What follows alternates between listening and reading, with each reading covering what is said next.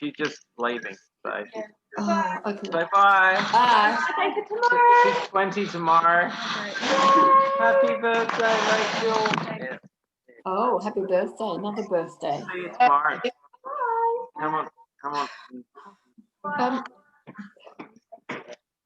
Well, I liked your comment, Pete, that it was written to teach people, and it's very concise. Yes. And for new people, you don't want, everything. You need it in bite-sized pieces, and this is very succinct. Oh, that's a good point. Yeah, and very clear, I thought, especially in that message. Yeah, so what was the clear message that you got out of it? Who to look for, Mm.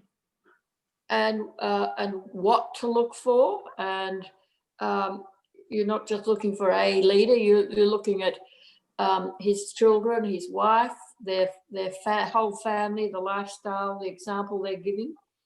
Right. And he doesn't mince his words with the cretins. He's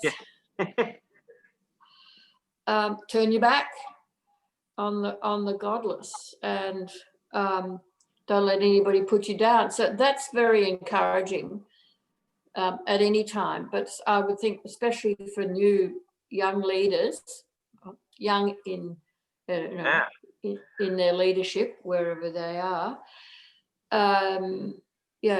That's very encouraging. Totally, yeah. It's still very challenging. I do find it challenging, like the things, what don't you like? Yeah. There was a few things in there was like, whoa. Well, we'll get to that. Hold on to them. Don't forget them. Was there anything else that stood out for anyone? What about you, Carmela? I actually liked all of it, and I loved that we're constantly reminded of Christ's love and how he died for us, and not to get it, how can I say it, that we're always better than someone else, that we are reminded where we came from, that we're in the same place as others are coming from. So just a reminder of God's love, and that he came to save all of us and spread the gospel to everyone, and the salvation. Yeah, excellent. Okay, excellent. Anyone else? I mean, what stands out, I think, to me is that he's actually asking Titus to look out for leaders. If I said that to you and said, okay, guys, wherever you are, look out for the leaders. If we put it in that context, this letter was written from me to you, and I said, well, look out for the leaders. You need to have a lead who's going to lead this God community. What do you think about that? Well, that's what it reminded me of. Exactly. So I looked at myself and I see I'm falling short. Sorry. Yeah. So I mean, we read it looking back over 2,000 years of history, and this nice letter to this young guy, this Titus. We don't know much about him other than he was a helper of Paul, and left there to supervise the work of the church. So you're left in your part of the world to supervise the church. What do you take from this letter for yourself then?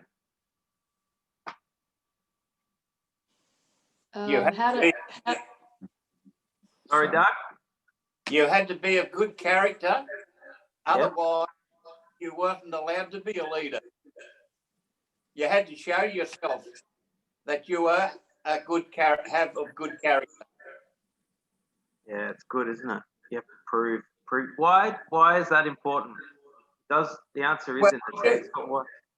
If you're going to be a leader, well, other people will follow you, won't they?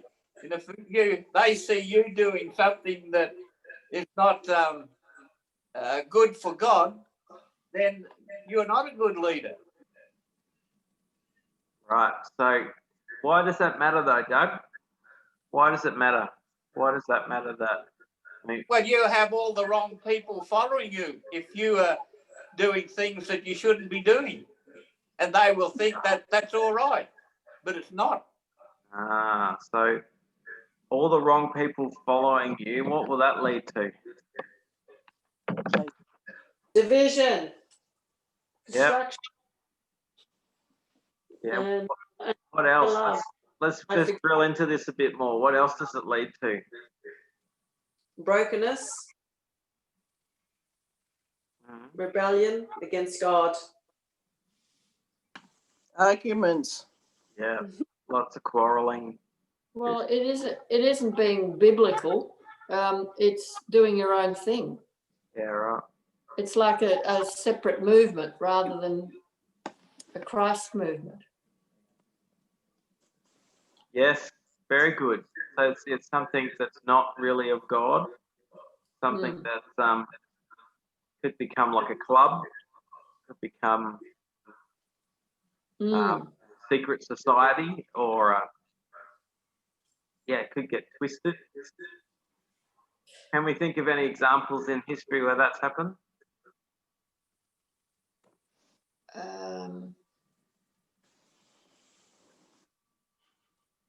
What about the Crusades?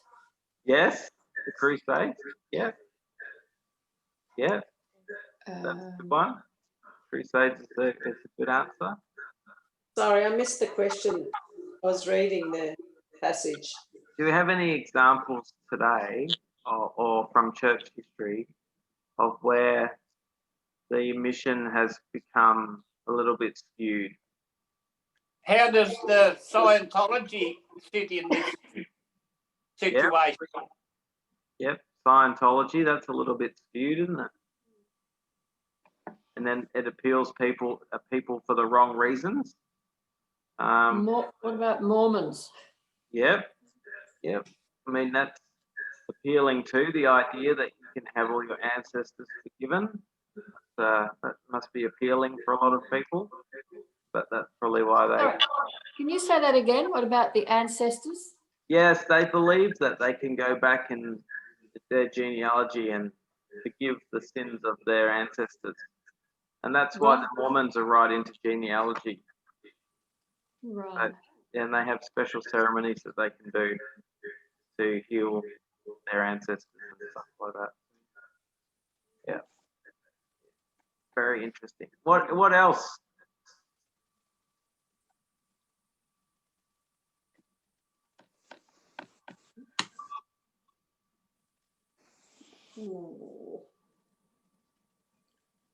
I can think of Hitler, who used Martin Luther's sermon to justify killing the Jews. Got a bit skewed. No. So I think when we use religion in a way that doesn't honour God in community and in holiness, then it becomes this really distorted, power-broken machine that can do a lot of damage. And then ultimately, what will people think of God? That is not a loving, forgiving, almighty God. No, he doesn't. But also, we talk about, and I also think even today's churches and that don't accept homosexuality can give you just God's love. And so it's not just looking back in history, it's also in today's churches that, Spot on. Yeah, who do we include and who do we exclude? Yep, that's good. Which reminds me of the Ku Klux Klan. Oh, that's a great example. I was going to, the Ku Klux Klan is a great example of distortion of biblical. I mean, when politics and religion get together, it's pretty crazy. See that with the American elections at the moment. Both sides there's kind of this, who's God's person for the day, but actually they don't really represent God. They're people that are in government, but they're not like following Jesus. Well, they could be following Jesus, but in the nature of the system that they represent, yeah, you couldn't go one person is better than the other as far as choosing who's more like Jesus. All right. So what's the benefit then of having this leader of good character? It models a different reality. It models a different way of living. Yeah. Great. Excellent. Yeah, models the different way of living and a different reality. And why is that important? Because God's way is different. Right? God's way is different. And why should that matter? Because it brings hope. Okay. And hope sustains us. And it brings the positive things to life. That's beautiful, Steve. And we all need that. And peace on earth. Yes. Yay. Yeah. So there's this sense that this community creates the reality of God, or should create the reality of God. And so then if we are to raise up disciples to follow Jesus, then they should be people who are godly people, that is, of people of good character, have self-control, worthy of respect, and live wisely. They must have sound faith and be filled with love and patience. I reckon that's everyone in this group. We're working on it. What do you reckon? Could I read you out a bit within my studies today? Yes. It says 2 out of 3 Australians call themselves casual Christians. It's an interesting term that in essence, it means uncommitted, hit and miss, when I feel like it. Well, in those days, they didn't, well, even today, you wouldn't want one of them to be your leader, would you? No. No.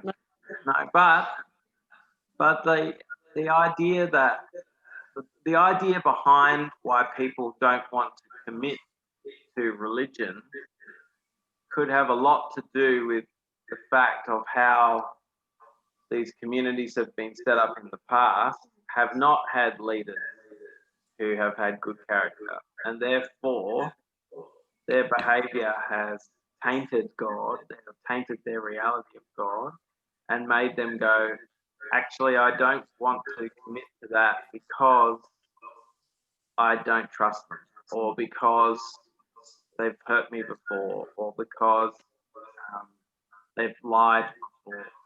So, I think people, even the casual Christians that are out there, if we're going to use that term based on that book you read today, I think the casual Christians, there's plenty of people out there who are casual, as in they don't want to be associated with institutions, but they want to have a connection with God and a relationship. And I think what Paul was saying 2,000 years ago is that we need to live in such a way that those people see us and go, I want to be part of this God thing. Yes, I get it. And yeah. Is that right, Matt?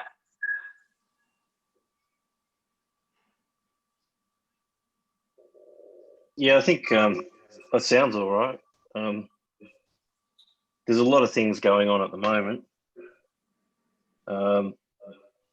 And I think I refer to chapter 3, verse 9, when it mentioned, getting involved in controversies and arguments, insignificant, foolish arguments and what have you there. And I immediately had a response to chapter 2 when Paul was referring to slaves. And I thought, what sort of constitutes a foolish argument, and what's something that we stand for when it comes to what we believe is God's will? and then I also look at today's day and age. I mean, the recent events with Twitter and Facebook censoring people from banning their accounts for speaking another viewpoint, as far as being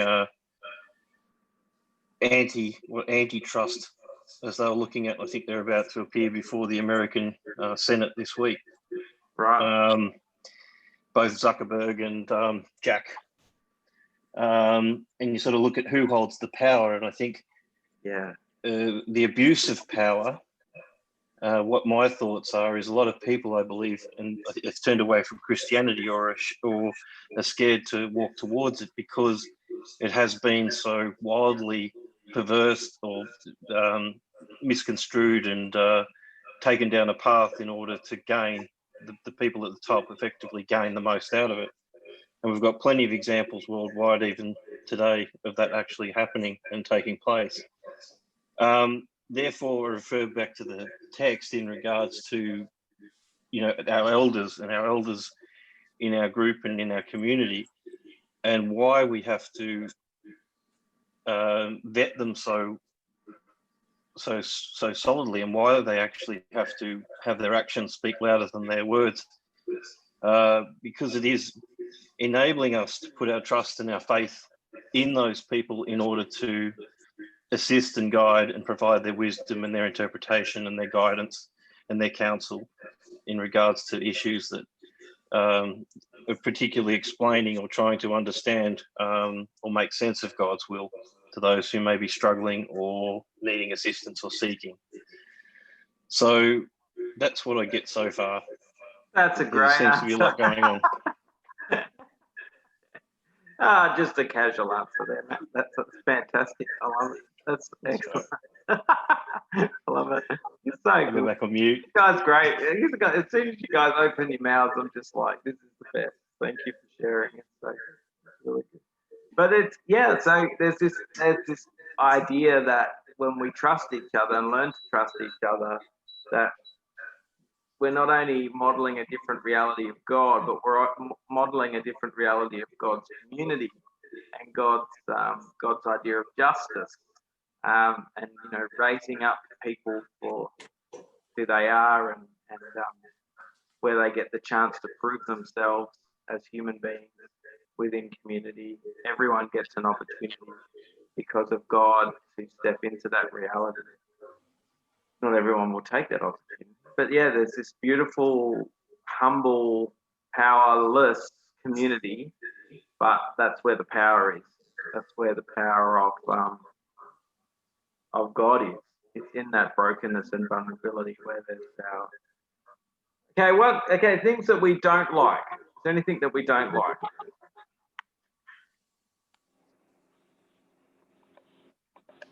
Who's happy with chapter 3, verse 1? Chapter 3, verse 1.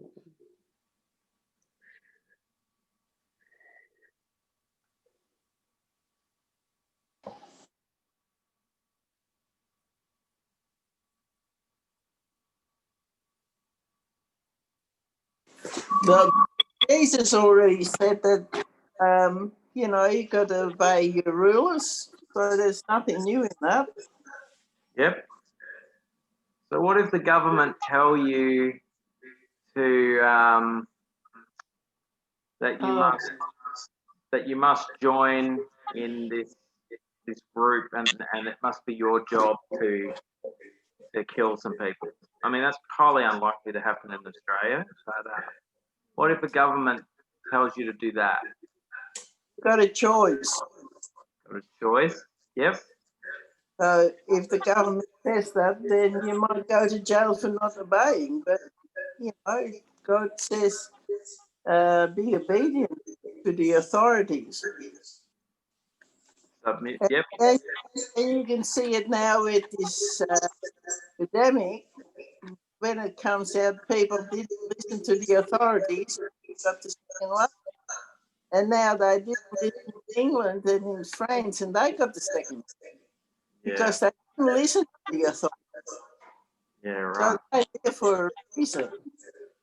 Right. I think that's why there are a lot of refugees as well, because they refuse to live under that rule, Right. and they vote by marching, but they don't get a good reception too often. I mean, in fact, what if the government tell us not to welcome them?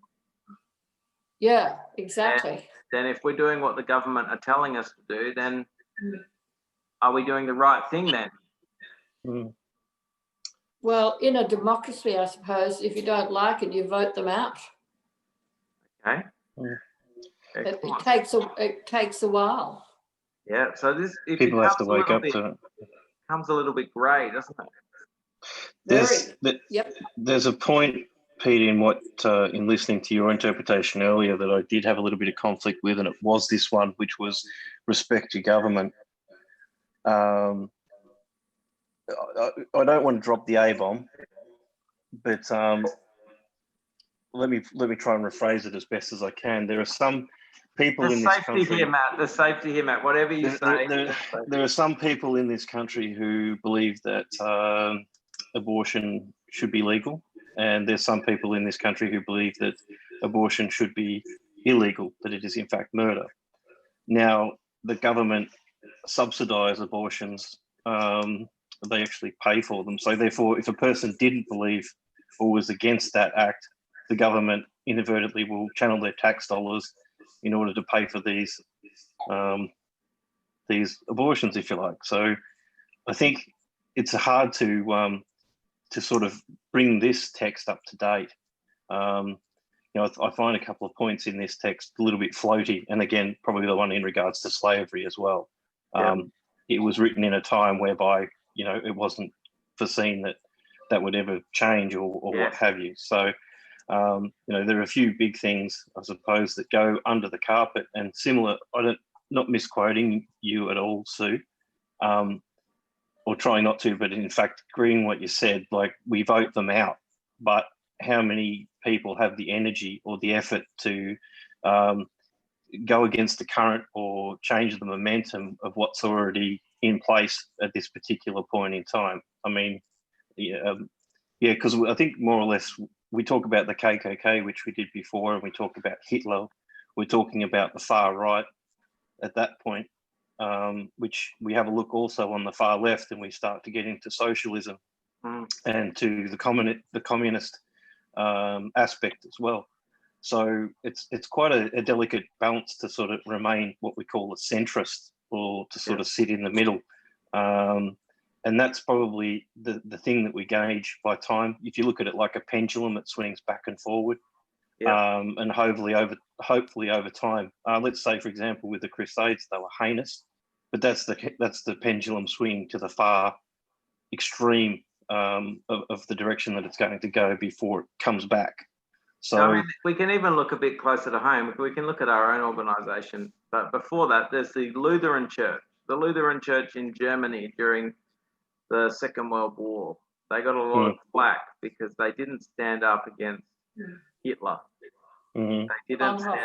They didn't stand up against what was going on. They just stayed quiet. So they except for a few. Except for a few, yes. Bonhoeffer, etc. And so this person, Bonhoeffer, who is a godly man, ended up dying for the cause because he opposed it. Now, he did it in a respectful way.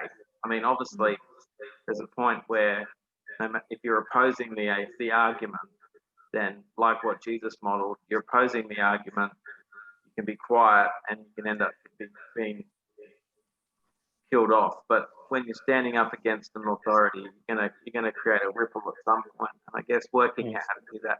Again, Martin Luther King Jr. during the civil rights movement opposed the government constantly, and did it out of faith, did it out of his faith, and did it in a non-violent, dignified way, where it proved who the aggressor was by their behaviour of kindness and confronting the aggressor, and then to be opposed by the aggressor with violence prove who the aggressor was. So there's this idea that there's a non-violent resistance that can come through. Could you put also Gandhi in there as well, Pete? Hey? Could you put Gandhi in that mix as well? Yeah. Gandhi loved Jesus. He just didn't like his followers. And the Chinese man who stood in front of the tanks. Yes, at In Tiananmen Square. Tiananmen Square, yeah. Another example of where it wasn't so good was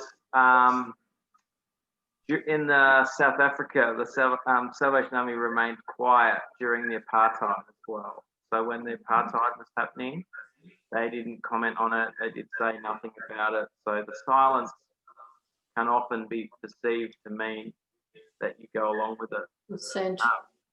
But also recently, Manus Island. You know, I remember when I was in training college, I got asked to go to Manus Island to welcome the refugees, and I didn't go. But it was pitched to us that we were going to go to help the government, help these new people be welcomed into society. We were going to go and teach them English. We were going to go teach them life skills, how to make coffees and things like that. And obviously when we got there, that wasn't what we found. We got a jail, and they were not going to be leaving that jail. So what we were told we were going to do by the government was not what actually happened. But we were told also to sign a non-disclosure agreement, so we couldn't speak out about it. Well, it wasn't me because I didn't go, so I didn't. But my colleagues spoke out about it, and anyway, when they spoke out about it, they obviously got in trouble, and the Salvation Army got in trouble, and they lost the contract because they spoke out about it. So it's spoke out about the injustice behind it all. So it's a recent good news story of where people have stood up and gone, no, that's wrong, and we should do different about it. So yeah, there's this idea that if we just submit to the government and do what they say, that's all right if they're doing the right thing. But if they're like not doing the right thing, then I think it's also a response for us to actually follow Jesus and actually be challenged by, you know. And I guess you could also look at that homosexuality debate in that context too, because the law changed, didn't it? The law changed, so it used to be illegal and now it's not. So, yeah. So if we're going to follow the law of the land, if we keep that logic, then we should embrace it. So you can look at it from any way. But is there anything else that we didn't like?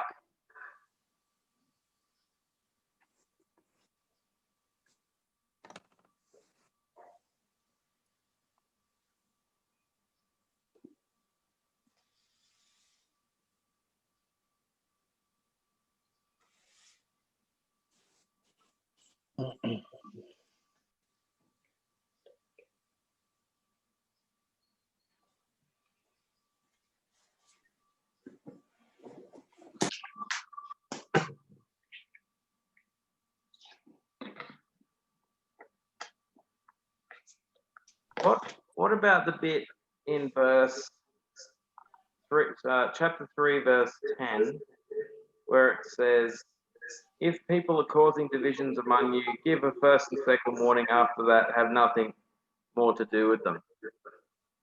Do we like that verse?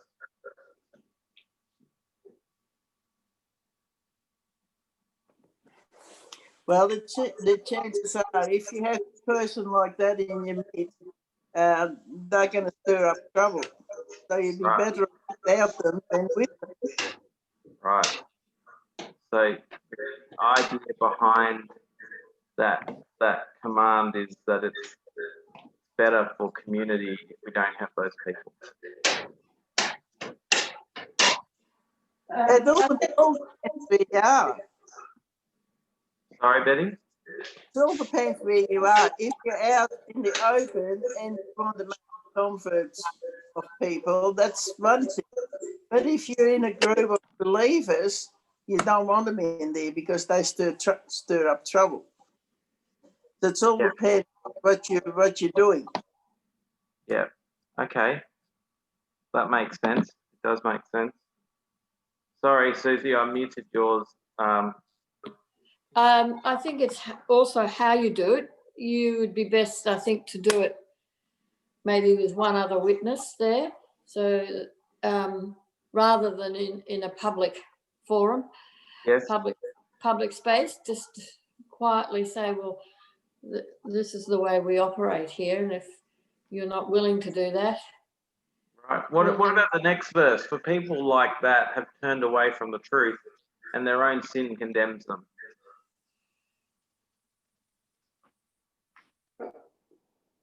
It's kind of just saying, It's missing one bit to it, if anything, and it's they are self-condemned. It's not eternally self-condemned. yes.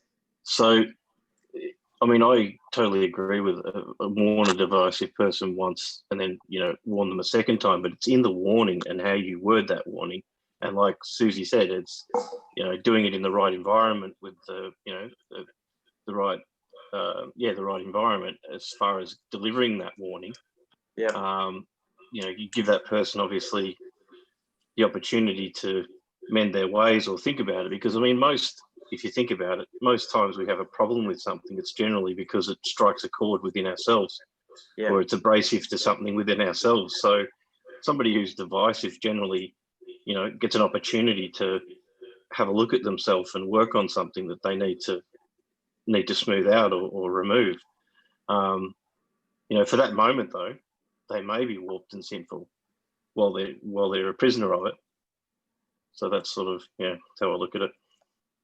Yeah, that's good. Anyone else got any thoughts on that? But sorry, I'd agree with Betty too. At that moment when they're like that, you've just about got to have asbestos gloves on because they are dangerous. They're radioactive. They're toxic. So, Yep.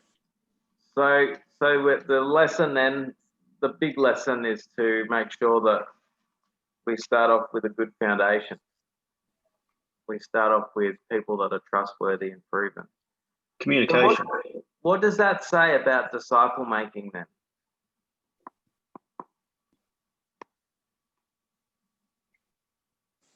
It comes up to the way that we do things here.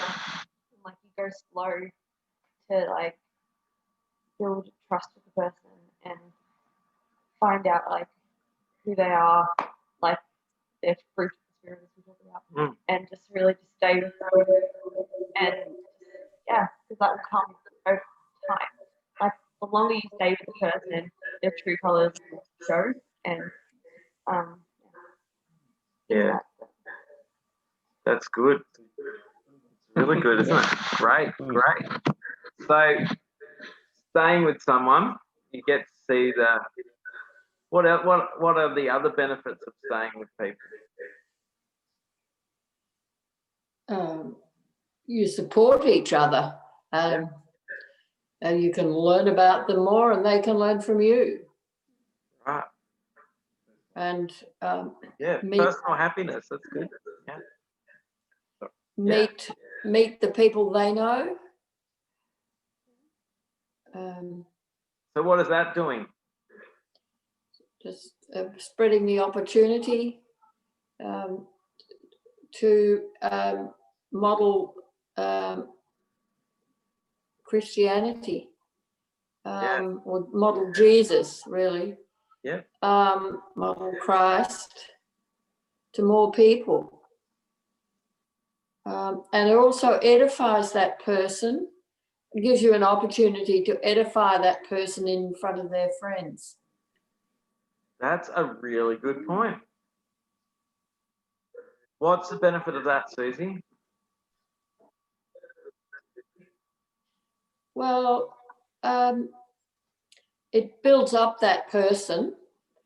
And of course, always when you're being built up, you have to there's a limit because you don't want to end up losing humility or your humbleness.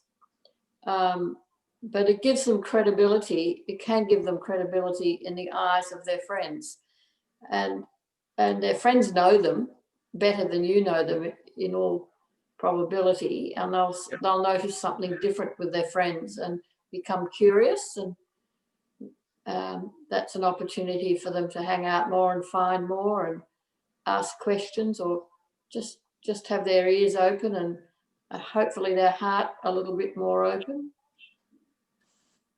Brilliant. That's so good. So out of all those people then, Susie, that you've got in your little community, who would be an elder?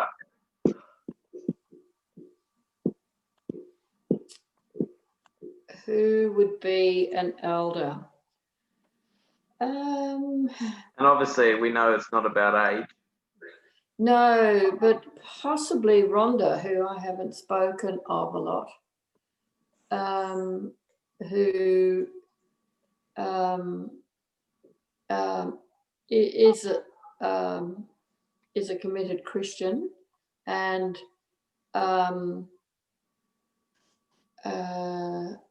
and faithful.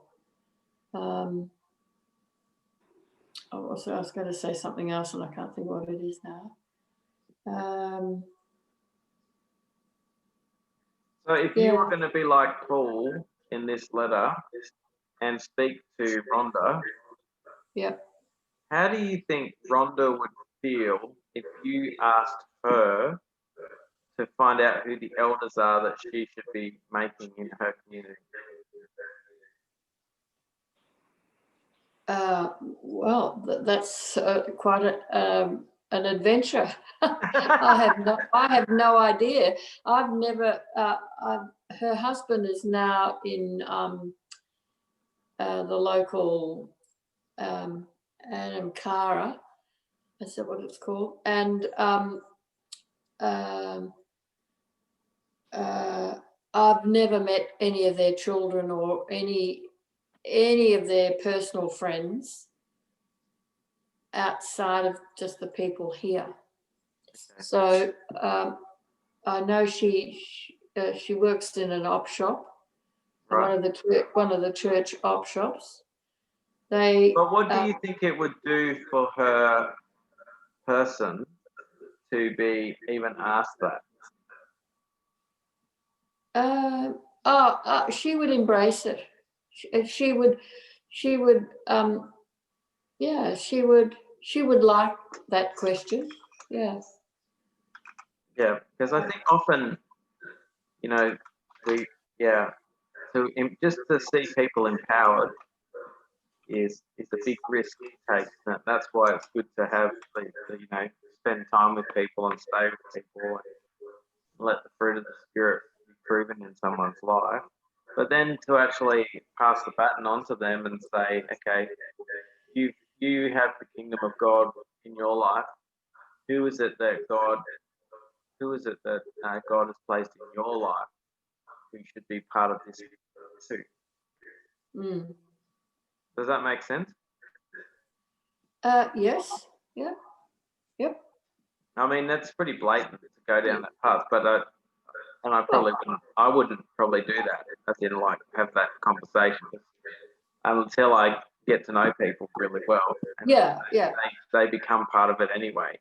But I think Rhonda's revealed herself and together with her husband well enough for me to actually maybe go into a conversation like that. Wow. I'd have to, I would need to get my wits about me and pray it in. I had a very interesting response when I spoke with Helen about 2 weeks ago when I mentioned whatever I said. Old mate. Sorry? When you talked about old mate, the guy that you may have a dispute with. Oh yes, yeah. That, yeah. Yeah. But I just broached it by saying, because she was talking about it again. Yep. And I just said, well, funny that you should mention that, because I did an online Bible study and I couldn't get past the first, few verses. What did she say? You really want to know? Yeah. She said Paul was a misogynist. Yeah, well, And take it on the chin. She was vehement. She's grown up in the Catholic Church, Yeah. and a Catholic school, and she is the kindest person. I mean, she brought me dinner last night. The night before, she brought me soup. She's always cooking food for not just me but other people. She's always looking. She brings our bins in. She just acts, but she's got this thing that from her childhood that just is, and there's not enough, women in the Bible for her liking, and it was all written, in hindsight. Yeah, well, that's a great conversation, though, isn't it? Because you're modelling a different reality. I got to know her even more. I knew that she had turned her back on the Catholic Church through her experience, but I didn't know what some of the issues were for her, other than just imagining what they would be. But that actually, it's great that she can feel that open. And so I trotted out Lydia.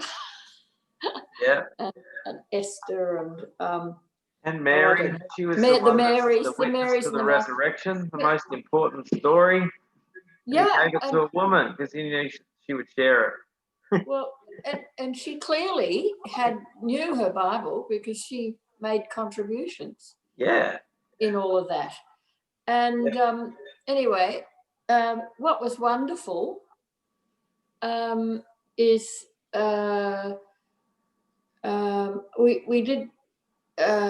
we did talk about the stuff with Buggerlugs, and we sort of resolved it and moved on, and that discussion hasn't come between us one iota, and that I can detect. Fantastic. Yeah. Really good. Excellent. So good. So Rhonda's next, is she? Well, I think we should all, when Jesus said make disciples, it wasn't a program. It's not like, okay, this is the program that we have to start. It's like God has prepared people for us to meet in our community. And the way he wants us to meet them is to show them a different reality to start off with, to build trust.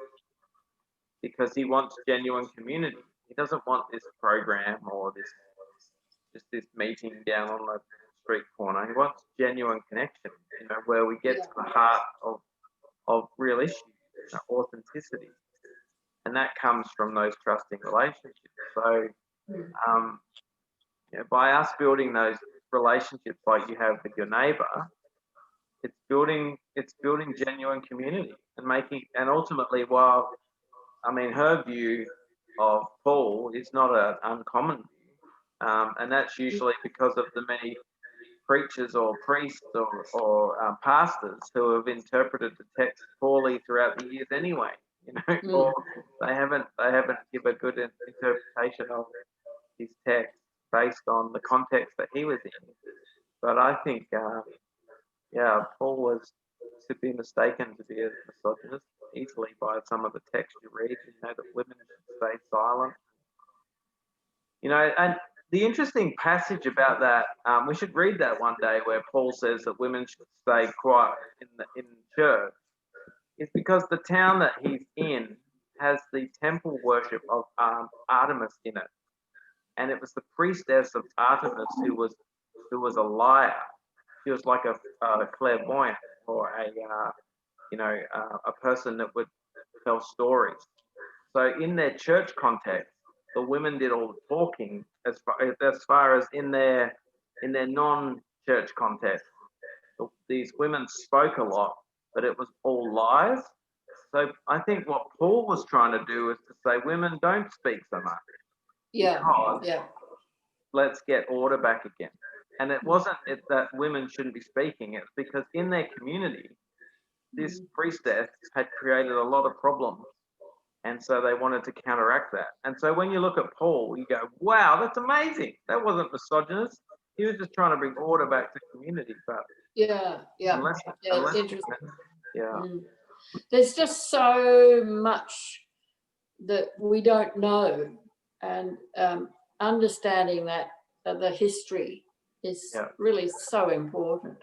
Yeah, but like again, like if we just read that text today that says you should obey the government, you could read that, and if you're a new person that doesn't have, you may be naive and you read that and you go, okay, I've just got to obey the government. So if the government tell me I've got to hate these people, then I'll hate these people. We can get on the bandwagon and hate these people, but then actually, no, you shouldn't hate those people.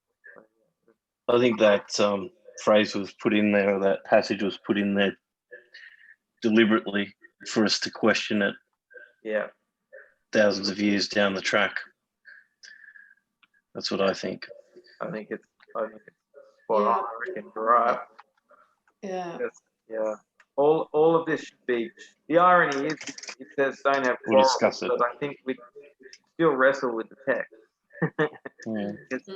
Because it's relevant for community and all so perfect for community and bringing order to community. So, if we were tried to have a. Yeah, you go, Matt. Sorry, mate. I tried to have a look at, I think where Paul wrote it was from Macedonia or something. But the Romans were still, if they had intercepted that letter and saw anything different about don't trust the government, that would have just, I mean, that's the other side of the coin as well. I've just got on a bit of a tangent too. I mean, you look at the fact that we've got to have an amount of faith in our government, but we've also, we also need proof. We also need some sort of validation from them that they are worthy of our faith and trust. Yeah. And I think that's where possibly things, need a little bit of work in this day and age. But I think it's good and healthy to discuss those blanket statements, and I think that's it's a good thing. Excellent. So, is there anything else in here that we should apply to our lives? Yeah, all the things that he says to look for in leaders. Right. And where do those things come from? The choice is what you make. Yeah. Where do those choices come from?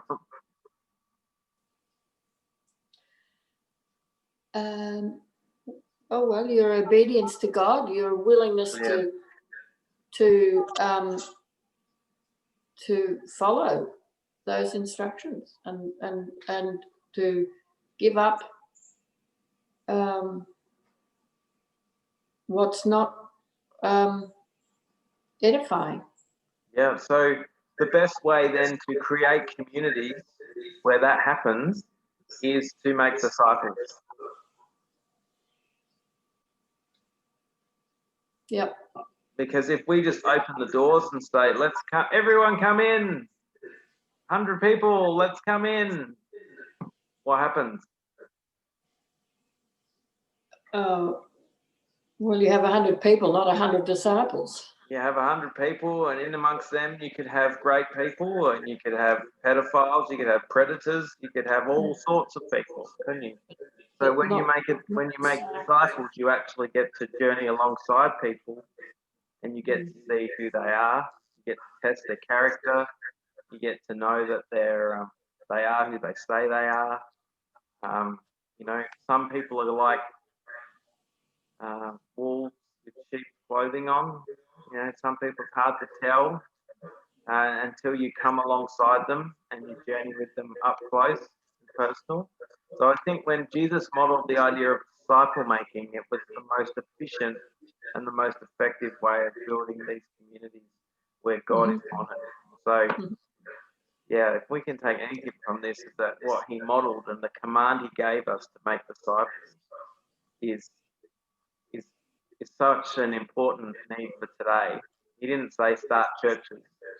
He said make disciples, and then a church forms out of that community, that safe caring community. Great. Great. Thank you for joining. Anything else? Any lasting comments? Any sledging? You shouldn't do that anyway, otherwise we'll kick you out. Isn't that what it said? Have nothing to do with those people. Yeah. Good on you guys. Thank you for sharing. Hopefully we can. Thank you, Pete. You soon where we can get bigger gatherings together again. God bless everyone. Have a great week. Till And next you, great to see you. Good to Hey. see you, Doug and Betty. We'll see you on Friday. Okay. Thank you, everybody. Thank you, Pete. No worries. We'll see you soon.